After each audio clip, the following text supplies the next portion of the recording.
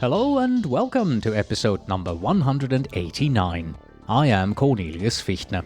This is the Project Management Podcast at pm-podcast.com, recorded in the rainy but still beautiful town of Solothurn in Switzerland. Nice to have you with us.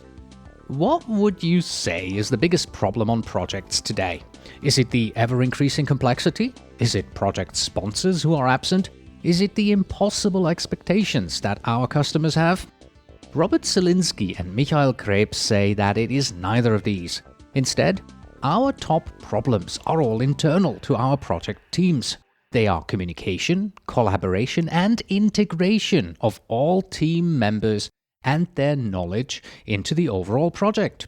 This episode of the Project Management Podcast is sponsored by the PMP Exam Simulator, because nothing prepares you more for the PMP exam than being able to sit down and take a realistically simulated PMP exam. Go to freeexamsimulator.com, get your free 3-day access, and see for yourself what the PMP exam is like.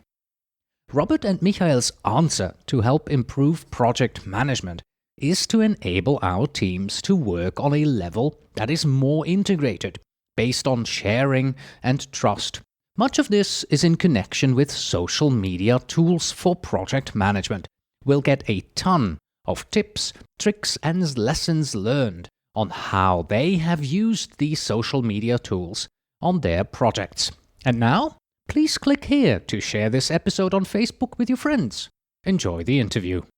The Project Management Podcasts feature interview.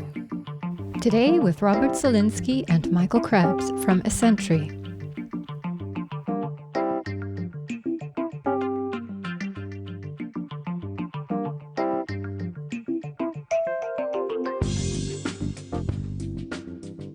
Hallo Michael, hallo Robert, recht herzlich willkommen zum Project Management Podcast. Hallo Cornelius, danke für deine Einladung zum Project Management Podcast. Well, you have a straightforward position when it comes to where is the problem in project management today. You say that companies as well as project managers and their teams are facing problems these days. So let's take a look at this. Robert, I think this is a question for you. What problems do companies face these days in regards to project management? Well, Cornelius, that's no big news, I think. Increasing enterprise globalization and networking causes an enormous surge in the efforts required for coordination and communication. And at the same time, mutual knowledge for a company's success becomes increasingly important, making close cooperation between individual corporate members essential. Enterprises must continually adapt to new conditions due to rapid technological developments and unsteady markets, and therefore have to display a high degree of ability to ensure successful long-term positioning on the market.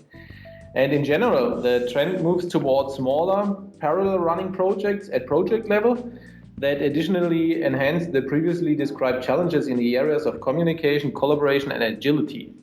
And I guess that's one of the main problems companies have nowadays. Okay, you also mentioned that there's a lack of key performance indicators, right?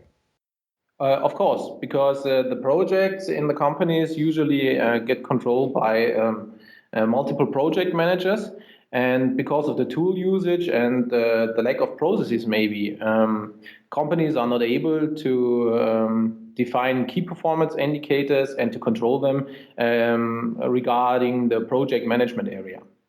Okay, so those are the general problems that companies face today. And what about us poor project managers? What do you say? What are our problems these days? Not our personal problems, but our problems managing projects. Well, good question to be asking, Cornelius. I guess some of the problems may be also personal problems, but without doubt, I think the world gets more complex every day. We are faced to faster decisions, and we have usually less time in our projects. Of course, the already mentioned unsteady requirements and fast-changing priorities are another issue we have to deal with. On the one hand, we have the classic project management methodologies, and on the other hand, we have agile concepts, and both should work together. And as a project manager, we are always working in between these areas. So that's quite hard for us, I guess. Mm-hmm. Yeah, when we originally talked about this topic, you also told me that you think that there is a lack of motivation in the project team themselves. What did you mean by that? The motivation of teams is essential to the project success. Unfortunately, nowadays it's not always possible to deliver the best results and to use all the knowledge and the power in our teams. Because by contrast, often team members are demotivated, and because they don't see the overall context, and there's sometimes even an atmosphere of distrust because people cannot participate. Okay, so those are the general problems that companies are facing, we project managers and the teams are facing. And on top of that, you also have a very clear opinion in regards to the number one reasons why projects get killed. Tell us about that. Well, in our opinion, it's definitely the communication that is the project killer number one. And funnily, every time we say that, people usually are surprised why we mention the communication, because nowadays we have more ways to communicate maybe than ever. We have emails, we have Twitter, we have blogs, we have text messages. But nevertheless, we send millions of mails every day, and we are not able to handle all this information. But the main point is it's not the communication between the team members and not the technology especially, but it's the problem that people are not really involved. There's the one-way communication problem you mentioned in your latest podcast also. And I think people want to participate. So that's where social PM as a concept comes in. Yes. And your solution to all of this now is social media, right? And I can now hear many of our listeners they start groaning. They're going to go, oh my God, another social media podcast. Because social media these days is touted as the, cure all, be all, end all solution to all of these problems. So, Michael, I think this is a question for you. Why do you feel social media can be the solution to the problems that we have heard from Robert? Interesting question. I think social networks changed our private communication like no other form of communication or networks did it before. So in my eyes, social networks do not substitute other forms of communication, but they increase the things we spread around the world. I will give you one example. Would you ever have thought 5 years ago that you would tell all your friends what you eat last night or where you have been last weekend? You won't do that. But today, in our days on Facebook, you will tell the whole community, "Oh, I was walking around on a mountain or on a hill last Saturday." And what is the effect we have with these new social media tools? I think social media and social networks do not only substitute email or other forms of communication, but I think they enrich at least the way we communicate together. So our main idea or our main claim using social media in projects is every project itself is a social network. So the main goal must be to adapt the way we communicate in social networks to the communication in projects. And this is our change in the paradigm we want to use for projects in our company and with our method Social PM. Robert earlier mentioned that team members, that they want to participate in the projects more. And you also say that when it comes to social media, that gives us the opportunity to use the knowledge of all team members, right? Yeah, sure. The question is how to adopt the behavior of people in social networks where they also share their knowledge and their opinions, and how can we adopt that to our projects? So our goal is to use the advantages of this bidirectional and quick style of communication of social networks and the quick sharing of information and combine that with a real productivity feature. And this productivity feature, in my eyes, is to enrich all the project with the knowledge and the crowdsourcing, which is one of the main aspects we are talking about. Mm-hmm. But that means we project managers, we have to be open for new concepts. Sure. Projects are changing, and the way we are managing projects nowadays, in my eyes, are a little bit old-fashioned. So now it's the time to adopt the new methods of social media in a new way of managing projects. So what we are doing in our projects is to connect the task management with a part of real-time communication, messaging, and commenting functions. And so every member of the team is part and also participant of a project in his own social network. And I think this is the key solution to have more success and more successful communication within the projects. Okay. And to be fair, I think at this point is a good point in our interview to mention that your company is currently developing a new project management tool, a new software that is making heavy usage of social media for project management. Can you tell us maybe in a minute or so what this software will be able to do and what your approach is? I don't know. Is this something for Robert, Michael? Who wants to take that? I can take that. I think the way our software is managing projects is to combine the world of social media networks, the way we communicate in social media networks, and have, on the other hand, a kind of productivity and task management part. And we think it's a powerful solution to combine the best of both worlds. The world of the social network itself, because I think open private social network like Google Plus or Facebook is not able to manage communication within companies. There are security reasons, and you don't want to share your internal projects with the whole world.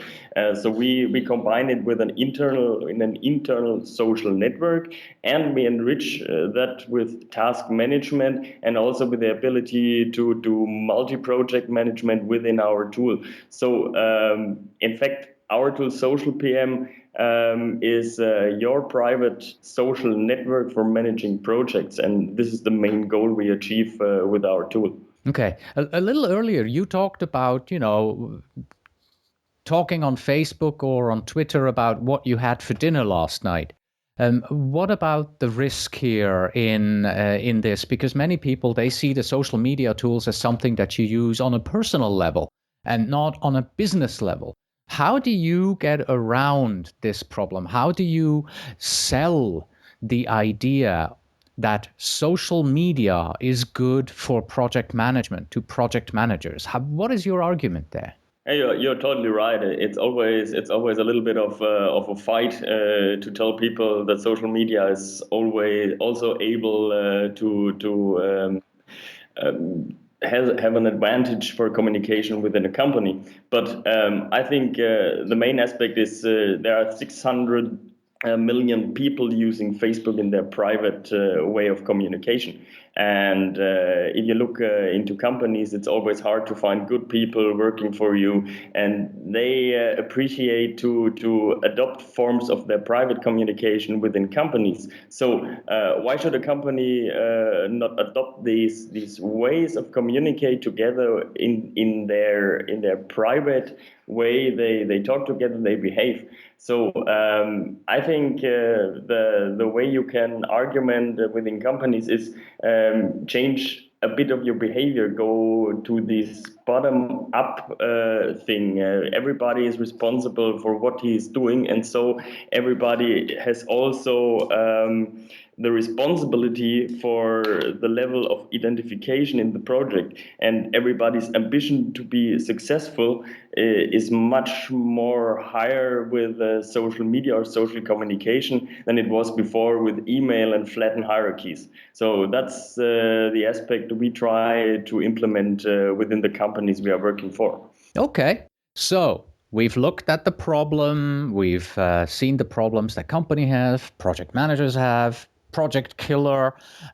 We've looked at the solution, social media, and I think many people already use some form of social media on their projects. Many of our listeners do.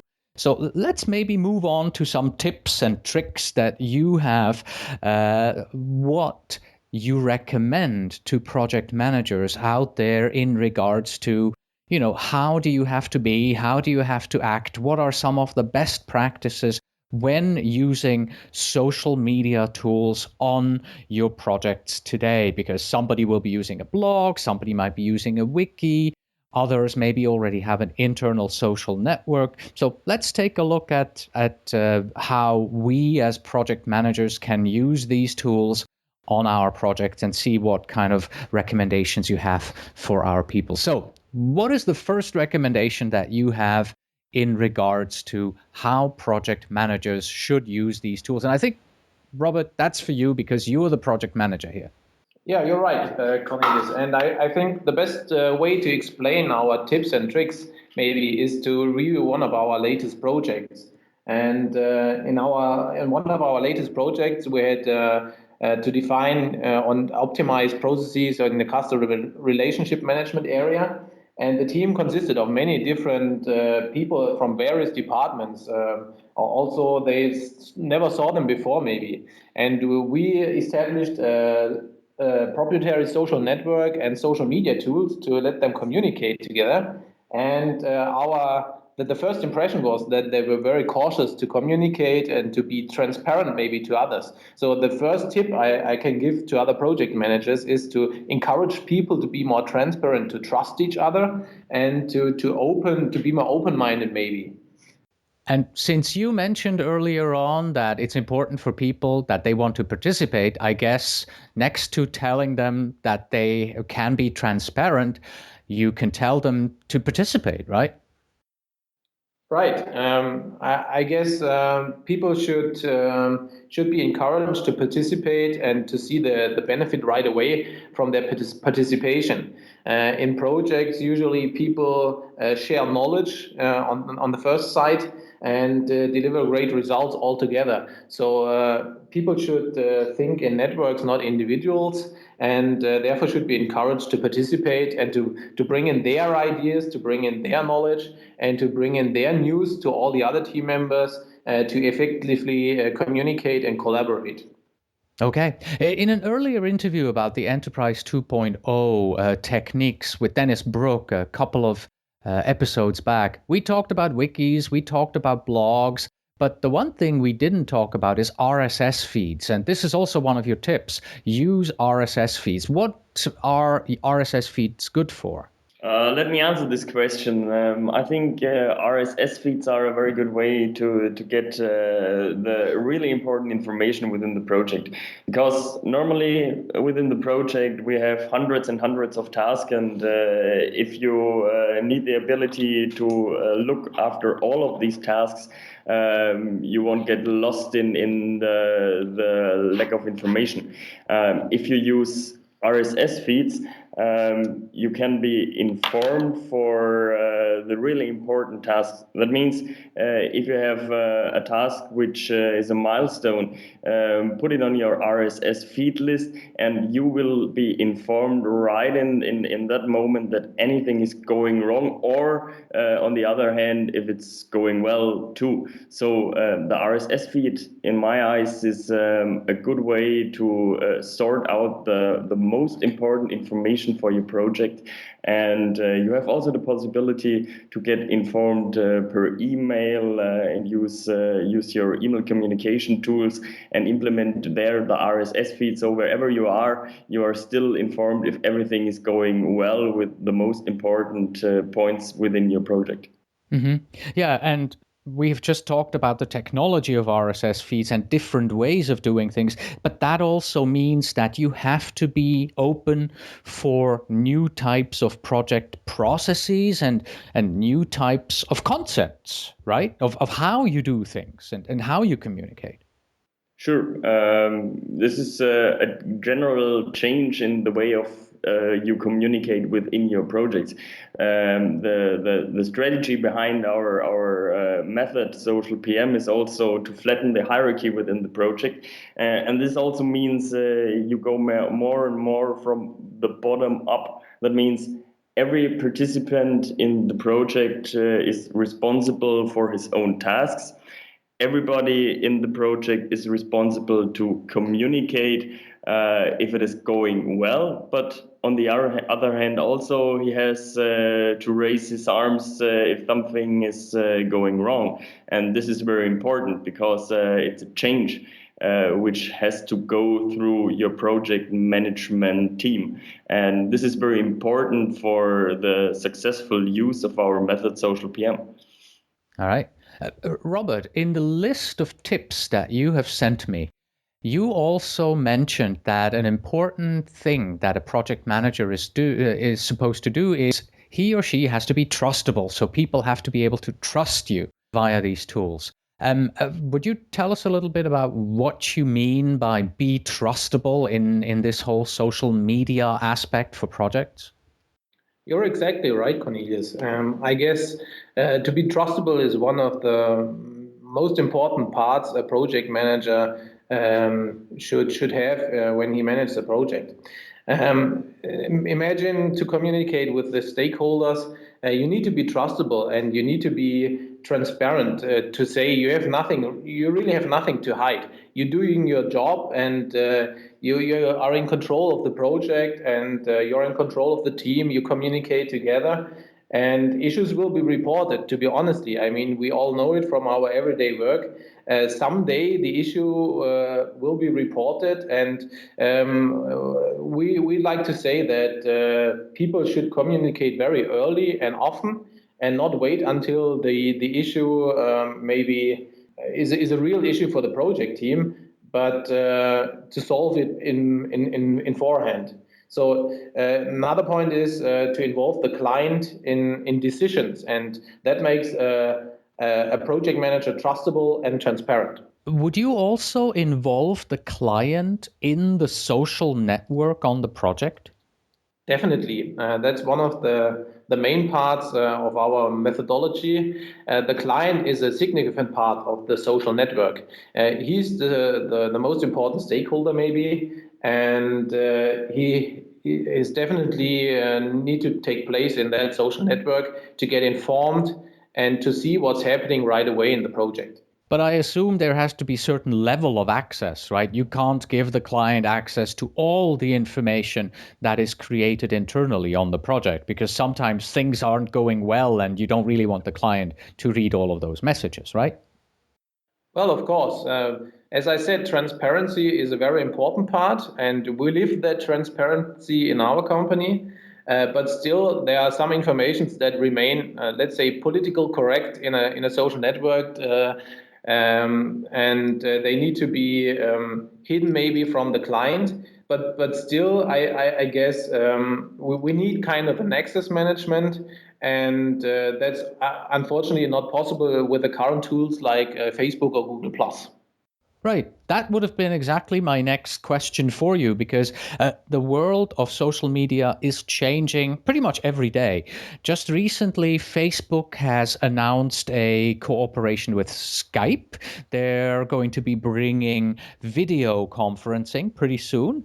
Google Plus has just been launched, which is Google's social network that they are trying to push. How should we implement these kind of ideas, these kind of social media tools into our everyday project management world?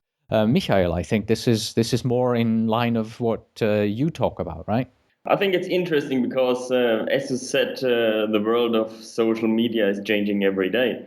So we can discuss about the integration of Skype within Facebook, but I just want to mention Skype now was bought by Microsoft. We don't like Microsoft, but that's not part of this podcast. But I think the way Google now is going with this Google Plus service shows in a very easy way how you also can create closed as Google calls it, circles for managing your project. So it would be also possible to create for open communication a circle with all the team members of a project, and take the advantage of the way you communicate within Google Plus, also with this so-called Hangouts, where you can make some video conferencing without additional money for the moment. Maybe they will get money for that later on, but at the moment it's totally free, and you can have an easy way of video conferencing. Everybody can join in, and why not use it for project management and for taking a conference with external members of the team. So I think there are lots of possibilities concerning social media, new social media tools within project. And one other aspect concerning Google also is, if you look at these collaboration tools Google offers within their platforms, it's also interesting to share documents for your project members and also for your stakeholders within those collaboration platforms. The only question is, what's your aim concerning security? Because some of the people we are talking always tell us, oh, we don't want to upload documents to Dropbox or to Google, because who knows what they are doing with my data. So this is something everybody has to answer for himself, if he is willing to upload his data to such services like Google or Dropbox or whatever there is able in the cloud. But I think if you pick out the services you have there at the moment, you can take big advantages if you compare it to your local ability to manage projects. Right. You said earlier on, when you talked about all of these tools, why not use it? And I think it also goes into a different direction. The question isn't really why not use it. The question comes from our project participants, who will be asking us, why aren't we using these kind of tools? We see in our personal lives the benefit of how we can simplify our communications. It works really well. Why aren't we using this on our project? So there will be a push from our project team members towards us that we must use these kind of social media tools, communication tools in our projects, because otherwise, and we're coming back here to the motivation of the teams again, that means the teams will not be motivated enough, and using these kind of tools may be some kind of a motivation factor. Do I see that right? Is that about along the same lines as you're thinking? Yeah, definitely, because we ourselves call us the so-called early adopters of social media within projects and also within our own company. And what we have learned within the last 1 or 2 years, if we talk to our young employees, they are used to communicate with social media tools, and they also want to use it within their daily work life. So it's for us impossible to forbid using these tools within our own projects. And I think it would get more and more important in the future days to implement those tools in our daily behavior. But we now at this time have the chance to channel all this communication within 1 or 2 tools, because the biggest problem is, okay, we want to do a video chat or a text chat tomorrow, but if we talk to clients and we have to implement third-party suppliers, the first question is, which tool are we going to use? One uses Skype, the next uses a Microsoft messaging service, and there are lots and lots of more services coming out. So it's important to channel all the communication within one defined platform. And I think this would be one of the most important challenges for the future, to find one standard for all employees or people who work together in a project. All right. Let's bring this interview to a close here. And I think what we want to do, Robert, is we want to close with some lessons learned here from the many projects that you and your company have led in regards to social media. So, Robert, take it away. What are the lessons learned that you can share with us?